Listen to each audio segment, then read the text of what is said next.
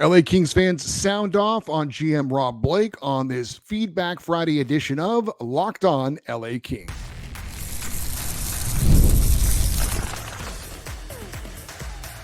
You are Locked On Kings, your daily podcast on the Los Angeles Kings, part of the Locked On Podcast Network, your team every day.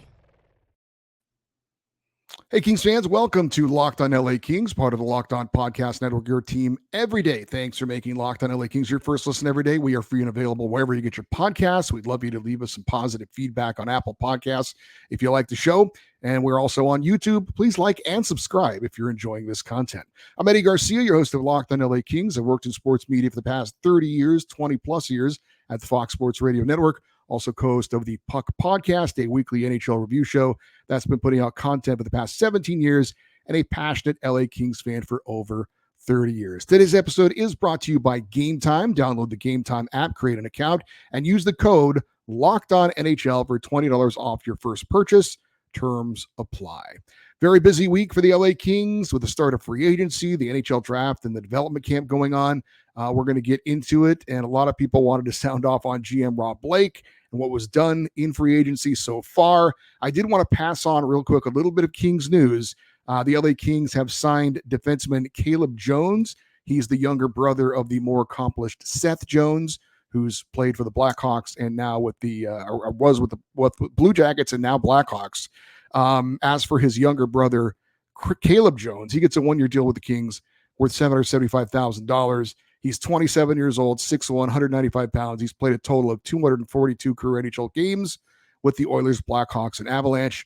He's got 14 goals and 41 assists for 55 points. So the Kings going out and signing another depth defenseman, which we are loading up on for some reason. All right, let's get right to your emails, and we will start in the order in which they were received, and there has been some editing here and there for time purposes to try and make sure we get all of the emails in. Up first is John in Valencia, and he says, "Oh boy, I'm so excited about our two signings. Joel Edmondson, 4 years, $3.85 million average annual value. Baffling. Now what do you do with Clark and Spence? Warren Fogle, 3 years, 3.5 average annual value. I guess he fits a bigger winger role, and I guess kicks Kaliev to the trade block for sure. Rob Blake is a clown with no vision on what this team needs to get going. They need to clean house, boot Blake and his bosses out the door. Trevor Lewis, are you kidding me? We don't need this guy taking up a roster spot. Yes, definitely. Thanks, Trevor, for the past seasons, but please go away. Phoenix Copley, he deserves a chance to compete for a possible backup spot in Ontario. Happy for Matt Roy. He deserves the bump up. How does Edmonton afford Arvidsson at $4 million per year? I'm definitely okay with letting him walk. Injuries are always bringing him down. Don't think we could have matched Toffoli's average annual value." And again, that was from John in Valencia. I did fail to mention Tyler Toffoli's name on our show this week when we looked at the free agent signings for the Kings and who was available and who went elsewhere. So if you missed it, Tyler Toffoli did sign with the San Jose Sharks, 4 years, $24 million, $6 million per year. The question is, and I've said I wanted the Kings to go back and get Tyler Toffoli at last year's trade deadline, and he was one of the big names that I wanted them to pick up this offseason. They didn't do it. Would you rather have Warren Fogle and Joel Edmondson or Tyler Toffoli? I would much rather have Tyler Toffoli. He's a right-hand shot. He puts the puck in the net. He'd be a great second-line winger. He'd be an exceptional third-line winger.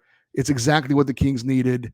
I like Warren Fogle, but not as much as Tyler Toffoli. I would have been willing to pay that price for Tyler Toffoli. And you're going to tell me Toffoli's going to pick the Sharks over the Kings if they match that offer? No way. The Sharks are not going to be as good as good as the Kings, even if the Kings are trending in the wrong direction. He has history here. He knows the area. He's got friends on the team. A reunion in LA would have been great. It would have given Rob Blake a little good graces as far as the fans go, giving him a little bit of good PR. Missed opportunity for the Kings as far as I'm concerned. Trevor Lewis, I mean, he's making $800,000. It's nothing. I don't have a problem with that as much, but the more I think about the Joel Edmondson signing, the more and more I hate it. So there's that. The next email comes from Dave in Seattle, and he says, "I'm shocked we didn't pick up a top six winger, but I choose to look on the bright side. We needed size, we needed grit, and more nastiness. I think Jeannot, Edmondson, and Fogle to some degree check those boxes. We overpaid for Edmondson by a long shot, but maybe his veteran presence and experience will have a surprising positive effect on the team. Although 4 years, ouch. RB to Edmonton hurts, but he will likely get hurt again, and we were never going to re-sign Roy. I actually think with the addition of some size and strength and the subtraction of PLD mixed with the emergence of the young stars, Brant Clark, etc., and added energy of our young players like Turcotte and Thomas, we will be a better team. That's what I'm choosing to believe anyway. Well, Dave, you sound like a glass is half full kind of guy, an optimist, and normally I am too. But as I have said, everyone seems to be in agreement that this Joel Edmondson signing is bad. It's not Pierre-Luc Dubois bad, but it's bad. Is he? We'll get more into it with another email specifically, but like I said, I've said before, a lot of things have to go right for the Kings to be a playoff team again. Like I said, Jim Hiller's going to have a really big positive effect. The young guys have to really step up, and everyone has to keep their same level of protectivity and stay healthy because the Kings don't have a lot of depth, especially in the forward spots. Mark in Woodland Hills says, I want to start off by saying my dad and I are huge fans of the show. That's awesome. Thank you. He says, we watch nearly every episode. We've been Kings fans since the early 2010s, so we've been very fortunate to have some incredible memories from both those amazing cup runs. That being said, I am incredibly frustrated and disappointed with the team's management, especially this offseason. I was hopeful that when Rob Blake was able to make some solid moves to get the Dubois contract and free up a good amount of cap space, that there would be something good happening. On top of that, I thought the draft went pretty well for the Kings, all things considered. After a promising start, Rob Blake signed another player to one of the worst contracts in modern NHL, referring to the Edmondson deal. At least with the Dubois signing, I was able to understand the vision. There was the possibility that Dubois would step up and the Kings would be one of the deepest teams down the center. I understood that it was risky and it was costly and it ultimately didn't pay off. What does he do with the extra cap space? Signs another player to a ridiculous bloated contract. We were the laughing stock of the NHL when we signed Dubois. And just as we were to free from that, Blake manages to make us the laughing stock again by signing Edmondson to 4 years and $3.85 million. At least with Dubois, I understood the vision. I agree with that as well, Mark in Woodland Hills. You're right. While the Dubois move was risky, you could understand what the thinking was. Edmondson 4 years for a guy who's probably a bottom pairing defenseman. It made no sense. Made no sense at all to me. He still has a little bit more. I apologize. I was shorting Mark in Woodland Hills. There was a little bit more. He said, with Edmondson, I can't understand what Blake was thinking. Doesn't make any sense unless additional trades are coming. Gavrikov ? And if they aren't, I'd be genuinely interested in hearing what Blake is thinking and what his plan is here. Not terribly upset about the Fogle signing, but this team has some major holes that needed to be addressed. Are the prospects going to fill all these holes? I can't believe I'm saying this, but if this is where we're at as a team at the start of the season, we might be better off keeping Dubois.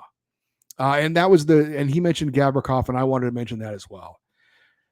If there's another move coming, if there's another shoe that's going to drop, maybe if Gavrikov goes and then we have one of these depth defensemen that we've signed like Caleb Jones or Kyle Burrows or one of these guys fill that bottom pairing on the left side, and then Edmondson plays on the second pairing.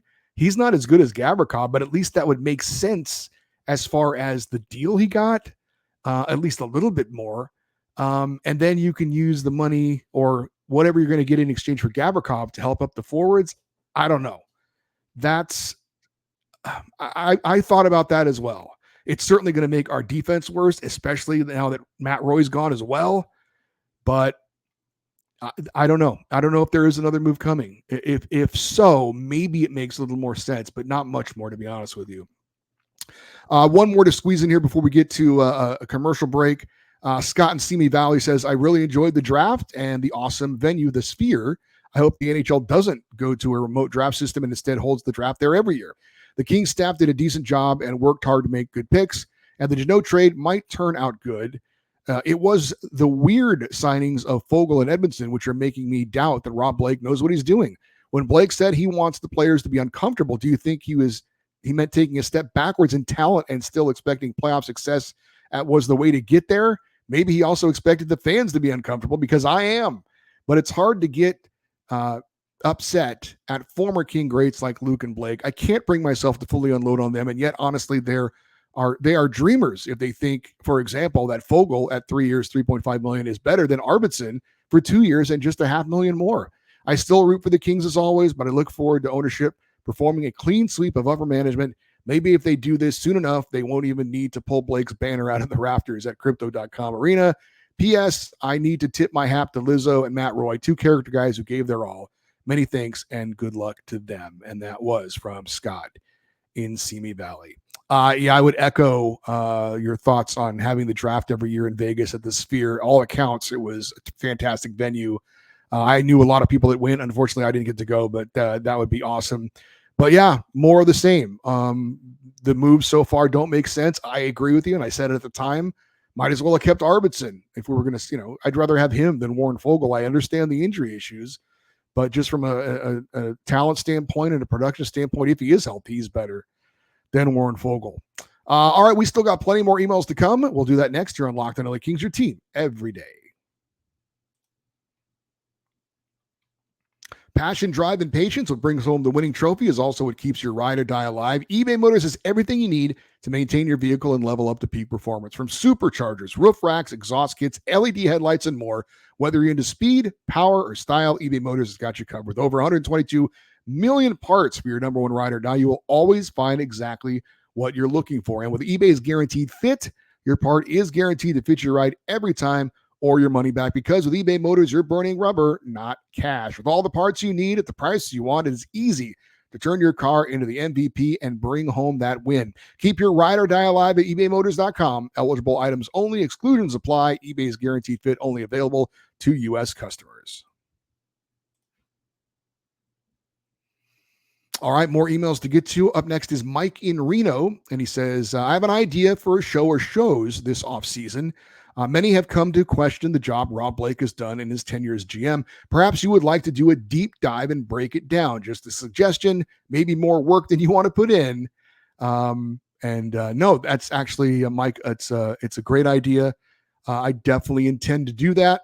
Looking back on the tenure, it was interesting. I don't know if you or anybody else watched the special July 4th show that we had, and I gave my 10 best trades in Kings history. And probably not surprising, none of them came under the tenure of GM Rob Blake. But it was fun, and I enjoyed going back, looking at the history, doing the research, and picking out the top 10 trades. So going back and doing the research on all the moves Rob Blake has made, it would take a little bit of time, but I think it's a great idea for an off-season show. So, Mike, I definitely want to do that. So thank you for the suggestion. And we are going to have 5-day-a-week shows throughout the entirety of July. After July, we will go to 3 days a week for about 6 weeks, and then we'll start right back up again when training camp gets going and all that.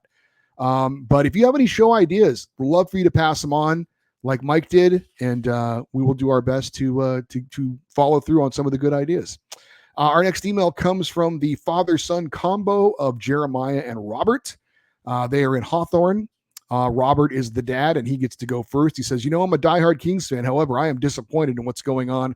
Scratching my head with these decisions that Rob Blake has made. Bad move, good move, then another bad move. Do you think the Kings, if they aren't in a playoff position by midseason, will Blake still be GM? And his son Jeremiah says, free agency was very disappointing. I've heard that Rob wanted this Joel Edmondson guy for a long time, and they kept that a secret. I don't know why that would need to be a secret, because there's not a lot of people out there that probably wanted Joel Edmondson. So no need to keep that a secret if that in fact was the case. And could Rob Blake be gone in the middle of the season? Sure. I don't see. I mean, I've made my position. Look, I love Rob Blake as a player. Certainly a good guy, but he hasn't done a good job, and there needs to be accountability. We talked about it, especially if the team is going to preach to us fans and people in the media that there's a certain level we need to achieve, and if not, there's accountability, and then you don't achieve it, and then there's no accountability. So I would have changed general managers after this season. it would be very difficult for me to believe that Rob Blake will get a contract extension. That would be pretty shocking.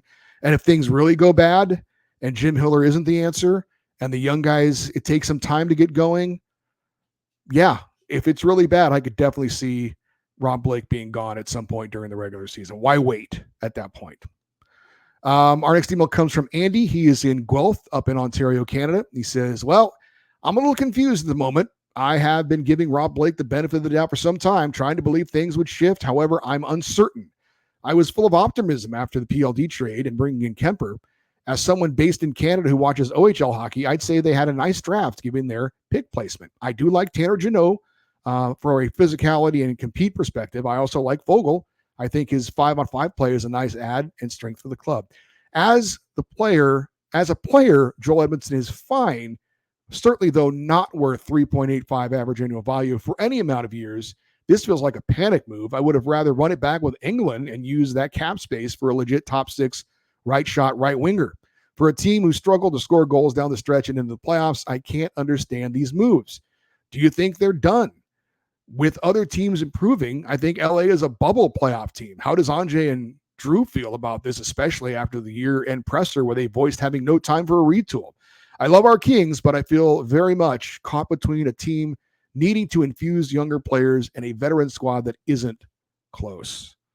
I mean, honestly, Andy, spot on email, man. There's nothing to quibble with for me on this. I'm with you. I'm with you on all of this. And I'm sure Anže Kopitar and Drew Doughty can't be happy. How could they be happy? Kopi has 2 years on his new contract that starts this year, and then he might be done. Are they going to drastically improve next year and the year after that? And he goes out in a way that he would like to. It's not looking good, man. It is not looking good. I'm like you. I try to be optimistic, but it's been tough right now. This offseason has not exactly been what we were looking for. And as I said in an earlier show this week, you look at Nashville and the 3 players that they signed. I would have loved to have had one of them. And they signed 3 impact players, and we don't even come close. Tough, man. We've got more emails and more of the same here on Locked On LA Kings, your team every day.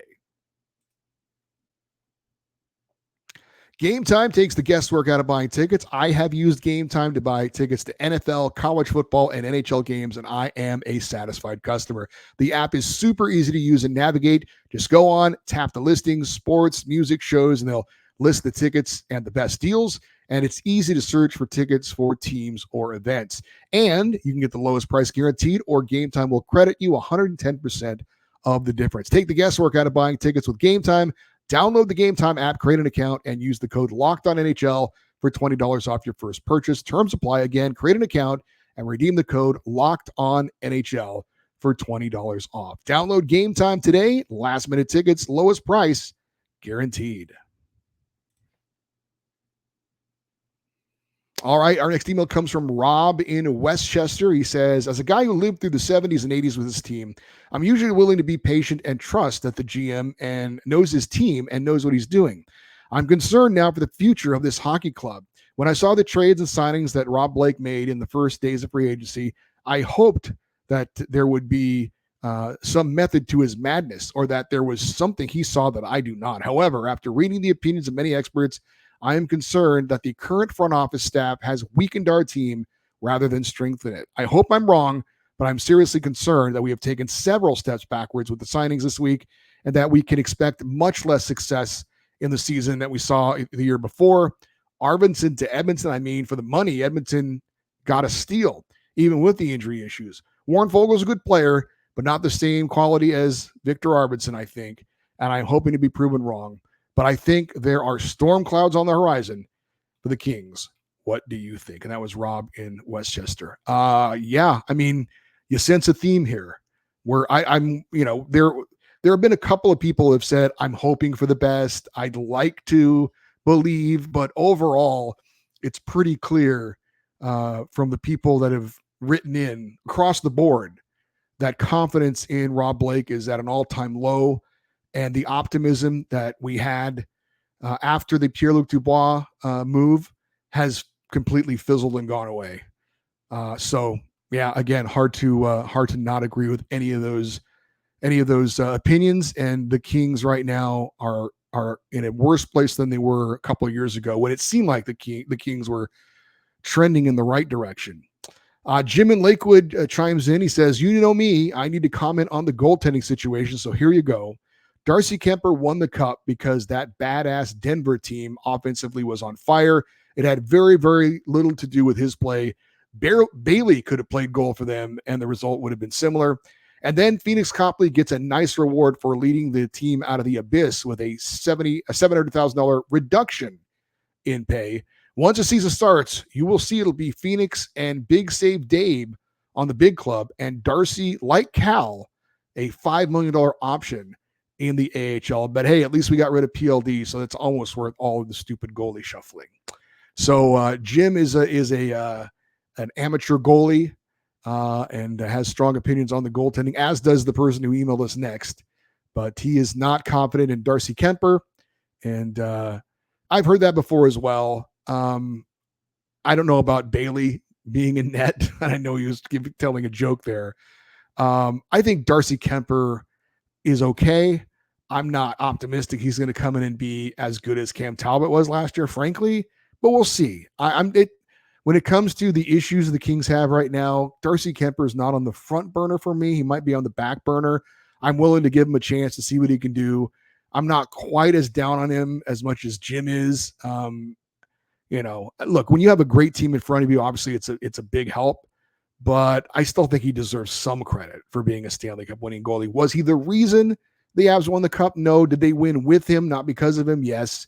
But I think that's a little bit harsh. I don't agree that we're going to see Phoenix Copley and David Rittich as the two goalies for the LA Kings this season. If that's the case, oh boy, we're in even worse trouble than I thought. And our final email comes from the closer, also the enemy of fun. He does not like players dancing in the locker room after wins, but it is Edwin in Brea, also has strong opinions on the goaltending position. He says, first of all, I want to say the Kings had a nice draft. I did go to the development camp last Tuesday to see the prospects of the Kings facility. And as a goalie, I paid attention to that position most. As much as you are, Ed, high on Hampton Slukinski, Carter George, to me, showed in camp why he is a top-ranked goalie in the draft. So focused and great movement, not allowing a goal in the only session he was in net facing Slukinski, a shootout, basically. So at the moment, the Kings have a pipeline at net with Portillo included. On our first-round pick, Greentree looked fast and strong with his size, and his skating looked okay to me.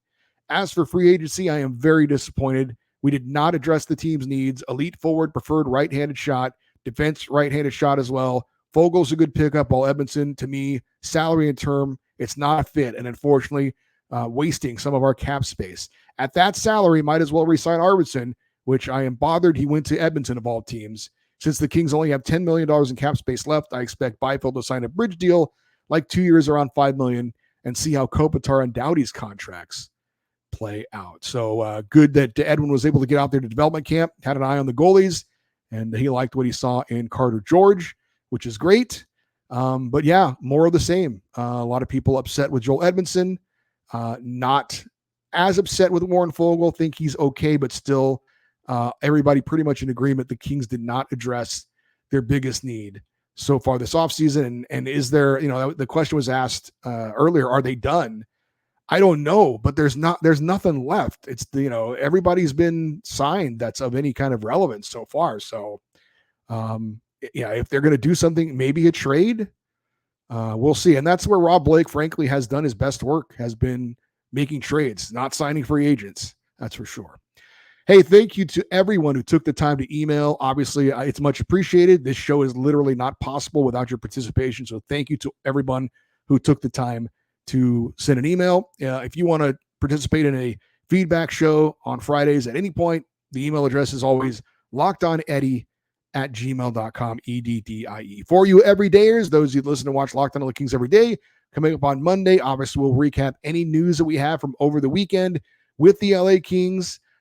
Certainly, as was mentioned by Edwin, we're waiting on that Quentin Byfield extension. What kind of a deal will it be? Will that come down sometime this week?